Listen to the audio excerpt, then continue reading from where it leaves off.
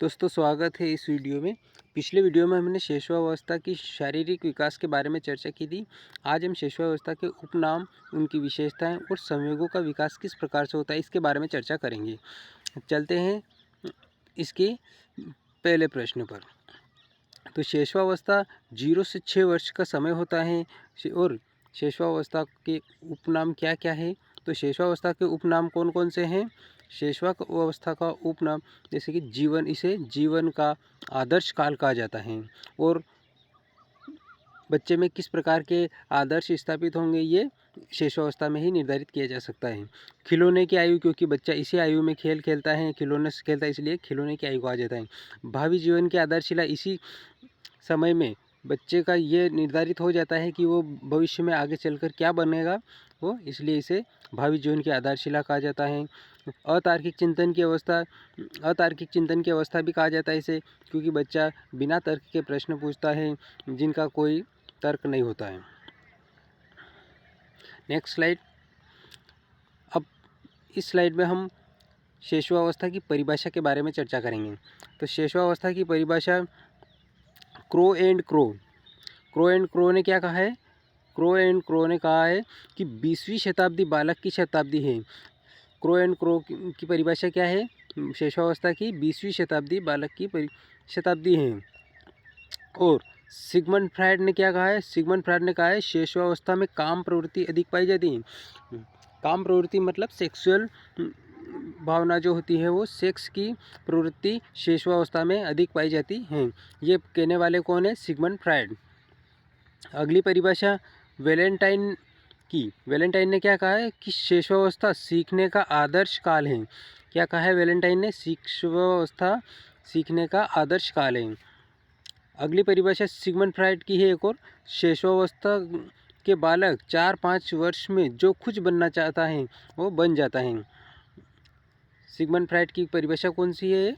शेषवावस्था के बालक 4-5 वर्ष में जो कुछ बनना चाहता है वो बन जाता है। अगली परिभाषा थार्नडाइक की। 3 से 6 वर्ष के आयु में बालक, 3 से 6 वर्ष ये शेषवावस्था के अंतर्गत ही आता है।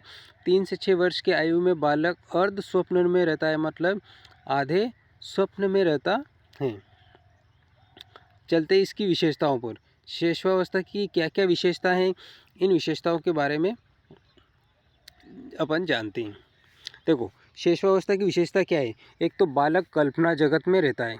कहाँ पे रहता है। कल्पना जगत में रहता है, बस कल्पना करता रहता है।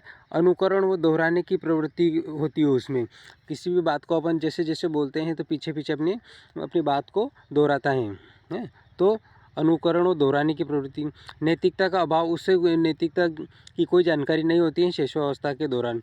जैसे जैसे बालक बाल्यावस्था और किशोरावस्था में आता है तो वो अपने नैतिक कर्तव्यों के प्रति जागरूक होता जाता है।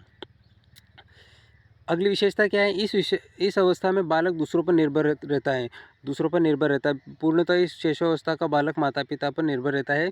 कपड़े धोने से लगाकर किसी भी कार्य को, खाना खिलाना, हर प्रकार की प्रवृत्ति में वो अपने माता पिता पर निर्भर रहता है और परिवार के सदस्यों पर निर्भर रहता है। जिज्ञासा की प्रवृत्ति, शेषावस्था में जिज्ञासा की प्रवृत्ति बहुत अधिक होती है। स्वार्थी और स्वकेंद्रित भावना का भी होता है। शेषावस्था का बालक स्वार्थी होता है। साथ खेलने की प्रवृत्ति भी, छोटे छोटे बच्चों के साथ खेलने की प्रवृत्ति भी शेषावस्था में पाई जाती है।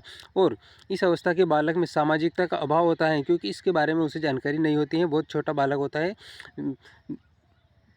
0 से 6 साल तक का बच्चे को इसकी जानकारी नहीं होती है। शारीरिक क्रियाओं व संवेदनाओं से सीखना, वह किस प्रकार से सीखता है। वो शारीरिक क्रियाओं के माध्यम से सीखता है। शिशु अंतर्मुखी होता है। आत्म प्रेम की भावना होती है, अपनी चीज़ से अधिक प्रेम होता है। तो आत्म प्रेम की भावना, शिशु का अंतर्मुखी होना और शारीरिक क्रियाओं व संवेदनाओं से सीखता है और उसमें सामाजिकता का अभाव होता है। साथ खेलने की प्रवृत्ति, स्वार्थी और स्वकेंद्रित होता है। जिज्ञासा की प्रवृत्ति उसमें पाई जाती है और इस अवस्था में बालक दूसरों पर निर्भर रहता है। नैतिकता का अभाव पाया जाता है। अनुकरण व दोहराने की प्रवृत्ति, जो बार बार एक दूसरे की बात को दोहराता है। बालक कल्पना जगत में विचरण करता है। ये शेषवावस्था की विशेषता है। चलते हैं अगली स्लाइड पर। इस स्लाइड में बात करेंगे हम संवेग के बारे में। संवेग दोस्तों एक नोट है, देखो, जन्म के समय बालक में किसी प्रकार का कोई संवेग नहीं होता है, केवल उसमें क्या होती है, उत्तेजना होती है, और उत्तेजना के कारण ही वो हिलता डुलता इधर उधर सिर वीर घुमाता है, इसी की प्रतिक्रिया करता है। जन्म के समय बालक में किसी प्रकार का कोई संवेग नहीं होता है, और संवेग शैशवावस्था में ही बालक का संवेगात्मक विकास प्रारंभ हो जाता है। संवेगात्मक विकास कहाँ से प्रारंभ होता है, शैशवावस्था में। जैसे जन्म लेता है उसके बाद कुछ समय बाद से ही उसका संवेग उसके जीवन में प्रवेश करना शुरू हो जाते हैं। ठीक है, अगला प्रश्न, जब नवजात शिशु शैशवावस्था की ओर अग्रसर होता है तो उसके अंदर प्यार व स्नेह की आवश्यकता बढ़ने लगती है। देखो, जब बच्चा छोटा बच्चा होता है वो शैशवावस्था की ओर आता है, 1 साल का होता है, 2 साल का होता है, तो उसके अंदर धीरे धीरे क्या होता है, प्यार व स्नेह की भावना बढ़ने लगती है। ठीक है, अब शैशवावस्था में कौन सा संवेग कब आता है इसके बारे में चर्चा। तो 1 महीने का बालक होता है, 1 महीने के बालक आनंद को महसूस करने लगता है, यानी आनंद का संवेग उसके अंदर आ जाता है। 3 माह का बालक को क्रोध आने लगता है, गुस्सा आने लगता है। 4 माह का बालक परेशान रहने लगता है, और 5 माह में भयभीत हो जाता है, डरने लगता है। जब बालक 10 माह का होता है तो उसमें प्रेम की भावना, एक दूसरे के प्रति प्यार की भावना आने लगती है, और 15 महीने का बालक ईर्ष्या करने लगता है, घृणा करने लगता है, और 24 महीने का बालक यानी कि ने 2 साल का बालक खुशी आ जाती है, 2 साल के बालक में खुशी आ जाती है। अब वह दूसरों पर, माता पिता पर निर्भरता कम कर देता है, अब खुद को अपने आप के साथ सामंजस्य बिठाना सीख लेता है।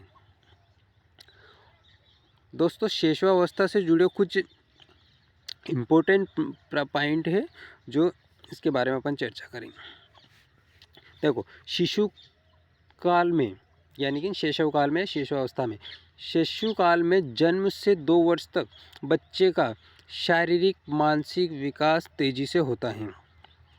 देखिए, शारीरिक और मानसिक विकास सबसे तीव्रता से कब होता है, शैशव काल में। जन्म से 2 वर्ष तक के बच्चों का शारीरिक मानसिक, मतलब जन्म 0 से 2 साल का जो समय होता है, इसमें शारीरिक और मानसिक विकास बहुत तेजी गति से होता है।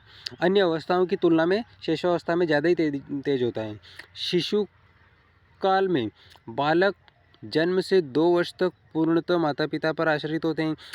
ये बात अपने पिछली बार देख ही ली, पिछली स्लाइड में, है ना। तो बच्चा क्योंकि बहुत छोटा होता है तो माता पिता के ऊपर आश्रित रहता है। इस काल में सीखने की गति की क्षमता तीव्र होती है, गति बहुत तेज होती है, क्योंकि बालक बहुत जल्दी सब कुछ सीख जाता है। इस काल का में सामाजिकरण प्रारंभ हो जाता है। देखो, बच्चा अपने घर परिवार आस पड़ोस के संपर्क में आता जाता है, तो उससे क्या है कि उसका सामाजिकरण प्रारंभ हो जाता है। शिक्षा की दृष्टि से महत्वपूर्ण काल माना जाता है, जिज्ञासा की तीव्रता होती है। तो देखो, शिक्षा की दृष्टि से यह काल बहुत महत्वपूर्ण होता है, क्योंकि इसी काल में बच्चा 3 साल बाद स्कूल जाना प्रारंभ कर देता है, और अगर इसी अवस्था में अच्छी शिक्षा प्रदान की जाएगी, घर से अच्छी नैतिक शिक्षा दी जाएगी और अच्छी सामाजिक शिक्षा प्रदान की जाएगी, तो बच्चा आगे जाकर अपने आप को अच्छा समाज में प्रतिष्ठित व्यक्ति बना पाएगा। अगली, मनोवैज्ञानिकों की दृष्टि से यह काल भाषा सीखने की सर्वोत्तम अवस्था है। देखो, बच्चा भाषा सीखने का सबसे सर्वोत्तम अच्छा समय है शैशवावस्था, और इसी अवस्था में बच्चा भाषा सीख जाता है। जैसे कि अब जो क्षेत्र मालवा क्षेत्र के अंतर्गत आता है वो मालवा सीख जाता है, हिंदी क्षेत्र में हिंदी भी सीख जाता है, जिस गुजराती क्षेत्र का गुजराती सीख जाता है। तो ये क्या है कि मातृभाषा पर डिपेंड करता है, जिससे बालक अपनी माँ की भाषा को जल्दी से सीख जाता है। तो इस अवस्था में बालक क्या करता है, ये मनोवैज्ञानिकों का मानना है कि इस काल में भाषा बहुत आसानी से सीख जाता है। तो दोस्तों वीडियो आपको कैसा लगा? अगर वीडियो अच्छा लगा है तो प्लीज़ चैनल को सब्सक्राइब कर लीजिए और अपने दोस्तों में ज़्यादा से ज़्यादा शेयर कीजिए। शेषावस्था का अभी टॉपिक बाकी है। मैंने अगले वीडियो में मैं संवेगात्मक विकास, सामाजिक विकास, मनोवैज्ञानिक मानसिक विकास के बारे में चर्चा करूँगा। ठीक है, तो दोस्तों वीडियो कैसा लगा? वीडियो अगर अच्छा लगा है तो प्लीज़ सब्सक्राइब कर लीजिए और अपने दोस्तों में ज़्यादा से ज़्यादा शेयर कीजिए, ताकि मेरा मोटिवेशन बढ़ता रहे और मैं वीडियो लगातार बनाता रहूँ। मिलते हैं अगले वीडियो में, तब तक के लिए बाय।